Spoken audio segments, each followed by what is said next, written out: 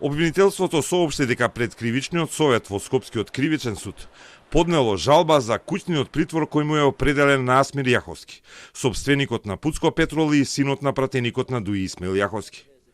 Јаховски беше приведен во акцијата за злоупотребите со милионските набавки на мазут за ТЕЦ Неготино, но судот наместо затворски му определи куќен притвор, а обвинителството е децидно дека нивните аргументи треба да се прифатат. Незадоволно од ваквата одлука основното јавно обвинителство за гонење на организиран криминал и корупција во законски утврдениот рок до кривичниот совет при основниот кривичен суд Скопје поднесе жалба поради суштествена повреда на одредбите од кривичната постапка и побара кривичниот совет да ги преиспита фактите содржани во жалбата, како и решавачките факти врз основа на кои е донесено обжаленото решение.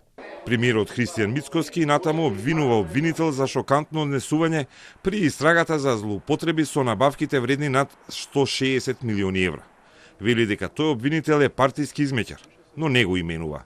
Јас сум сигурен дека вие новинарите точно знаете за кое име станува збор и очекувам тоа да биде во насловите на вашите соопштенија. Ваше ветување беше инвестиции во образованието и подобрено. Тој што му стоеа на ушка, не на слика.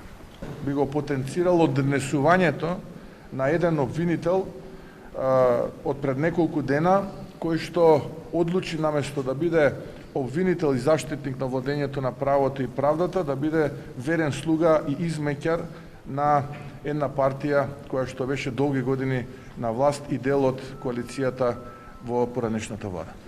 Од обвинителството нема официјален одговор на коментарите на премиерот. Во тек се уште истражни действија, а обвинителството утврдува и имот на осомничените и нивните фирми за да побара и мерка за замрзнување на имотот во случај на конфискација. Со истрагата се опфатени Радко Капушевски и Ержан Сулковски, сопственици на РКМ. Јаховски, екс-директорот на ЕСМ, Васко Ковачевски, поранешниот секторски директор во ЕСМ, Ардријан Муча, како и уште 8 други лица кои учествувале во спроведувањето на набавките.